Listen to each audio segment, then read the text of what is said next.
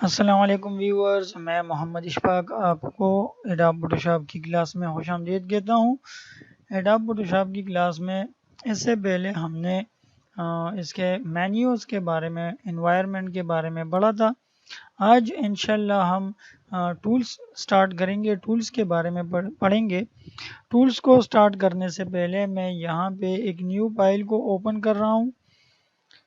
Untitled है, कोई भी नाम दे सकते हैं। फॉर एग्जांपल मैं इसको नाम दे देता हूँ टेस्ट या ट्रेनिंग, जो भी है आप नाम दे सकते हैं। ओके प्रेस करें तो हमारे पास एक नया डॉक्यूमेंट ओपन हो गया है।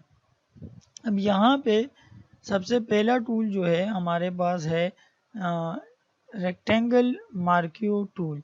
रेक्टेंगल मार्क्यू टूल जो है ये हमारे पास डिफरेंट शेप्स को, डिफरेंट ऑब्जेक्ट्स को हम इसके ज़रिए बना सकते हैं।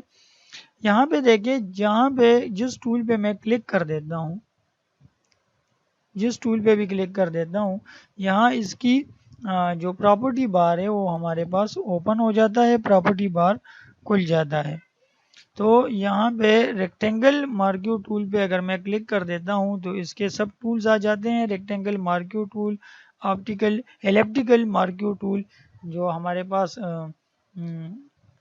सर्कल्स वगैरह बनाने के लिए इस्तेमाल होता है, सिंगल रो मार्क्यू टूल और सिंगल कॉलम मार्क्यू टूल। इसमें ये दो इम्पोर्टेंट है, रेक्टेंगल मार्क्यू टूल और ऑप्टिकल मार्क्यू टूल। इस पे हम आज डिस्कस करेंगे, इस पे हमारी बात होगी। अगर रेक्टेंगल मार्क्यू टूल पे मैं क्लिक कर देता हूँ तो यहाँ मैं कोई भी रेक्टेंगल जो है वो ड्रा कर सकता हूँ। यहाँ पे सबसे पहले मैंने आप लोगों को बताया भी था कि बैकग्राउंड लेयर पे हम कोई काम नहीं करेंगे।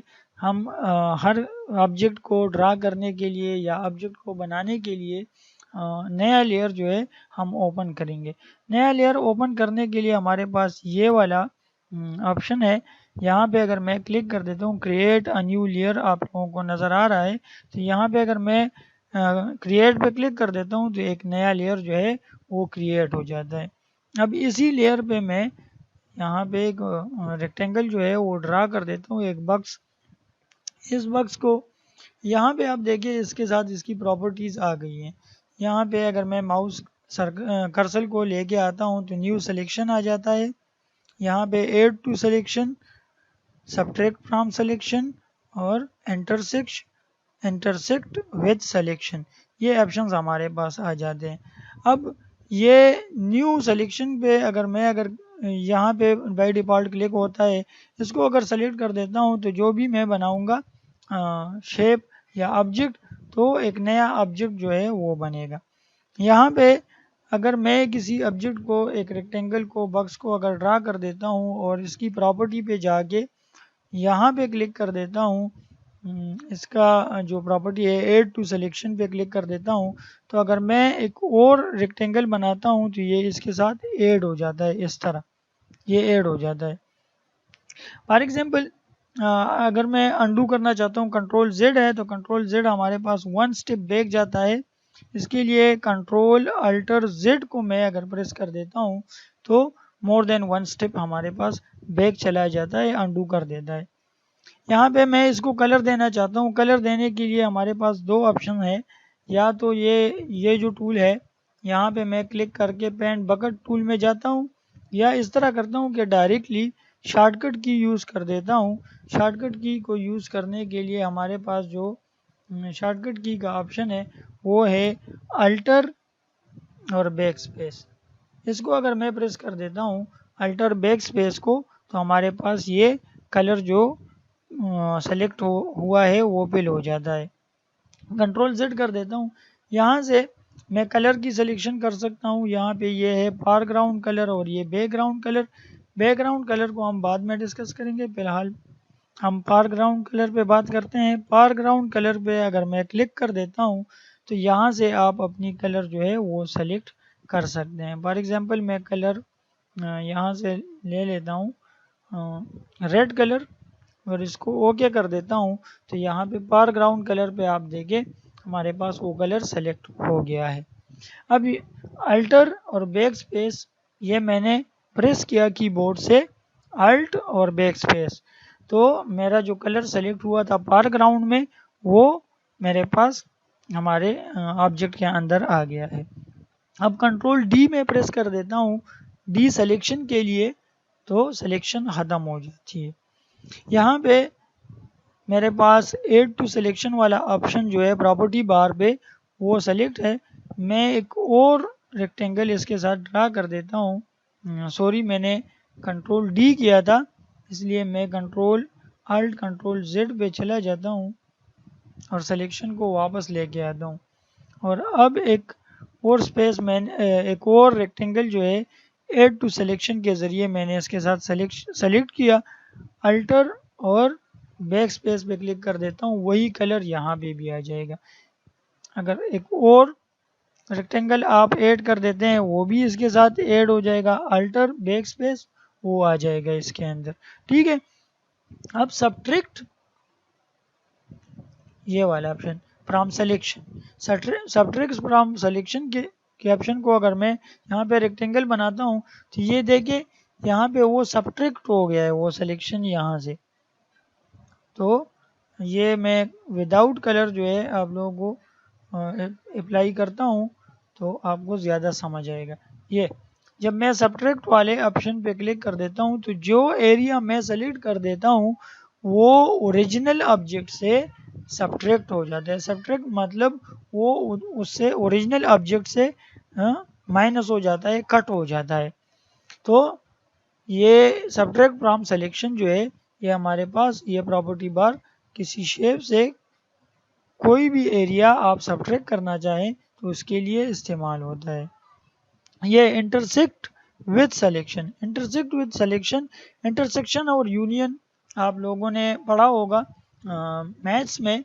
इंटरसेक्शन में हमारे पास क्या होता है, इंटरसेक्शन में ये होता है कि ऑब्जेक्ट के दो ऑब्जेक्ट जब हम ड्रा करते हैं, दो रेक्टेंगल्स या दो सर्कल्स जो भी है, उसमें से जो कॉमन एरिया हो सिर्फ वो बाकी रहेगा, बाकी जो है वो ख़त्म हो जाएगा। इसमें कॉमन एरिया, सॉरी ये कंट्रोल जेड में कर देता हूँ, मेरे पास रेक्टेंगल पूरा हो गया है और इसी पे सब इंटरसेक्शन वाले ऑप्शन पे क्लिक कर देता हूँ। तो ये अब देखिए यहाँ पे मैं एक ऑब्जेक्ट को ड्रा कर देता हूँ, तो जो एरिया इस दोनों में कॉमन है, दोनों ऑब्जेक्ट में जो एरिया कॉमन है सिर्फ वही बाकी रहेगा, बाकी जो है वो ख़त्म हो जाएगा। ये एरिया कॉमन था इसमें। अल्ट कंट्रोल जेड में कर देता हूँ और दोबारा बनाता हूँ।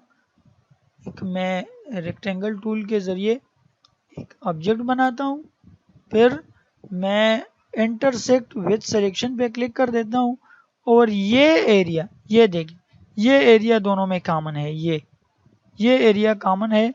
यहाँ तक मैं एक रेक्टेंगल बनाता हूँ, लेकिन कॉमन एरिया मैंने आप लोगों को दिखा दिया है। जब मैं माउस क्लिक छोड़ देता हूँ तो वो कॉमन एरिया रह जाता है, बाकी इंटरसेक्ट वो ख़त्म हो जाता है। ठीक है, अब यहाँ पे मैं एक दूसरे जो एलिप्टिकल मार्क्यू टूल है उस पर क्लिक कर देता हूँ। ये देखिए ये मैं एक सर्कल बना देता हूँ यहाँ पे और प्रॉपर्टी बार पे जाके यहाँ पे मैं क्लिक कर देता हूँ। अच्छा, सर्कल मैंने ड्रा कर दिया है, ऐड टू सिलेक्शन पे क्लिक किया है और ये ऐड टू सिलेक्शन के बाद मैं कोई और जो है शेप बनाना चाहता हूँ। ये देखिए ये ऐड हो गया है इस सिलेक्शन में। यहाँ पे आप कोई भी शेप जो है इसके साथ ऐड कर सकते हैं इस तरह। तो ऐड टू, हाँ अच्छा, ये है सब्ट्रैक्ट फ्रॉम सिलेक्शन। अब मैं इस एरिया को सब्ट्रैक्ट करना चाहता हूँ इस सिलेक्शन से। ये देखिए सब्ट्रैक्ट हो गई है और यहाँ पे इंटरसेक्शन वाला ऑप्शन है, तो इंटरसेक्शन वाले ऑप्शन में ये मैंने कॉमन एरिया छोड़ दिया है, बाकी इंटरसेक्ट हो गई है। अल्ट कंट्रोल जेड के ज़रिए मैं वापस जाता हूँ और अपने सर्कल वाले इलिप्टिकल टूल पे क्लिक कर देता हूँ और एक सर्कल को यहाँ पे ऐड टू सिलेक्शन वाला हो गया था। ये हमारे पास जो सब्ट्रैक्ट वाला है, इस पर क्लिक कर देता हूँ तो ये एरिया सब्ट्रैक्ट हो गई है इससे। कंट्रोल Z कर देता हूँ, वापस आ जाएगी। ये एरिया में सब्ट्रैक्ट करना चाहता हूँ, ये सब्ट्रैक्ट हो गई है। और इंटरसेक्शन वाले पे जाते हैं तो इंटरसेक्शन वाले में कॉमन एरिया रह जाएगी, बाकी ख़त्म हो जाएगी। अल्ट कंट्रोल Z या अल्टर कंट्रोल Z पे मैं चला जाता हूँ। अब यहाँ पे रेक्टेंगल टूल पे मैं क्लिक कर देता हूँ, एक रेक्टेंगल ड्रा कर देता हूँ। रेक्टेंगल ड्रा करने के बाद मैं इसको अल्टर बैक स्पेस के ज़रिए कलर दे देता हूँ, कंट्रोल D कर देता हूँ और एक और जो है ऑब्जेक्ट जो कि सर्कल में बना देता हूँ। ये मैंने सर्कल बना दी और इसको एक और कलर देता हूँ, different colour.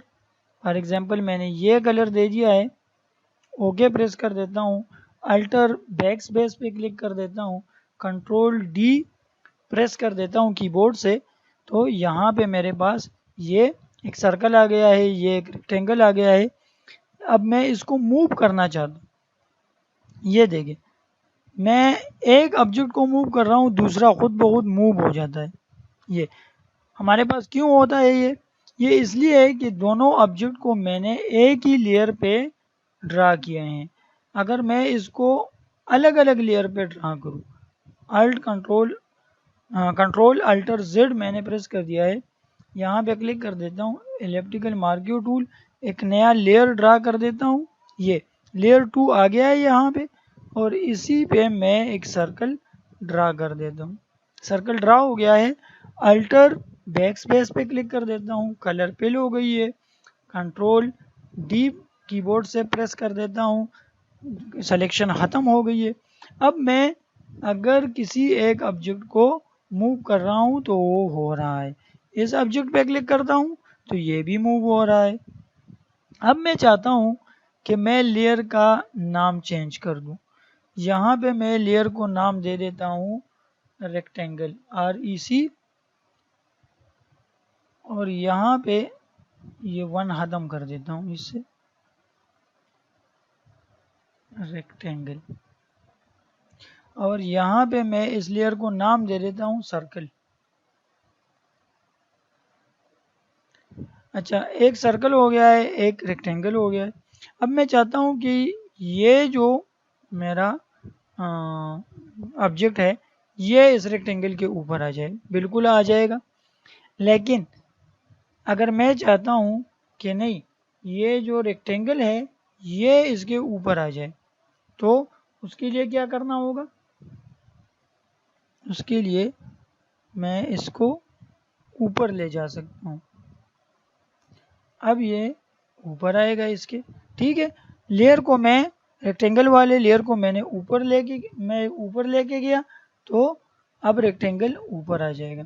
Alter control Z के ज़रिए वापस अपनी जगह पे आ गया है।